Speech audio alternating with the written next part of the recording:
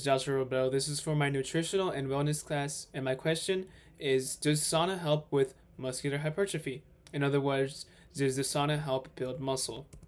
I do want to go over some non-reliable sources, um, TikTok, AI, and I believe statements. Personal statements or personal evidence. Um, First of all, TikTok is one of those websites or apps that has a lot of misinformation. There are videos that talk about articles, but they might not even fully be on the article. Like you'll click on it, and it'll have something completely different. And it also ties back into the I believe or I think statements because there's a lot of personal experience that might misguide you to do something. And although it did work for them, it might not work the same for you. AI is another one. AI does not know between right and wrong. It just gets like different websites and articles to give you an answer without thinking that much about it. It just kind of gives it to you. So the article that I studied is effects of repeated use of post-exercise infrared sauna on neuromuscular performance and muscle hypertrophy. In other words, it is the effects of using the sauna after exercising on muscular performance and building muscle. This article was posted in August 2025, so it's fairly recent and it is peer reviewed and it is an empirical article. I'll show you the article as well, and it goes over a lot of statistics and it has a huge amount of references at the end, so it is a very credible article.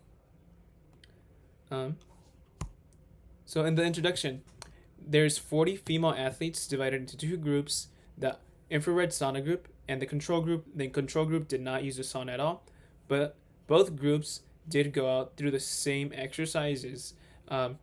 And they went and did this for 6 weeks. So the tests included sprints, jumps, and leg presses.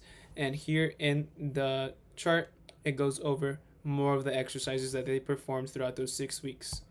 The results is that both groups improved from the actual training, so the actual exercises, they saw improvement. They did note that from the infrared sauna, they got slightly better jump and sprint results, which we could see over here. Slightly better. Very slight, very minimal. And they did note that there was no difference in muscle growth because of the sauna. So the sauna did not help grow muscle. In the discussion, it went over again how it didn't add any muscle. But they did talk about the infrared sauna being safe, and it is possible there's going to be some small performance benefits. For example, like the ones they gave, the sprints and the jumps were those small performance benefits. Because this is a fairly recent article, there's going to be more research needed and more like studies to go over this discussion or this topic. The reason why it's important is because the sauna is a well-known recovery tool, but it also has other benefits that some might not know about. For example, it helps with weight loss, stress relief, skin improvement, and cardiovascular improvement. I do want to go over weight loss because the weight loss, it implies water weight loss, not fat loss. Um, so this is personally relevant to me because I use the sauna very frequently after I exercise. I use it like from 10 to 15 minutes, which is like about the recommended amount of time. And I also found it very interesting that I saw the sauna being studied with muscle hypertrophy. So I'm like, can I build muscle from this, from using the sauna so often? Unfortunately, you cannot. But like I said, there is going to be more research needed. I also wanted to inform others about researching.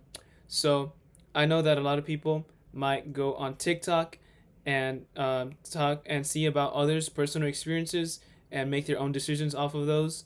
I would say the best thing to do is find your own evidence, find your own article and research it, and then make sure it's a good, credible research or article.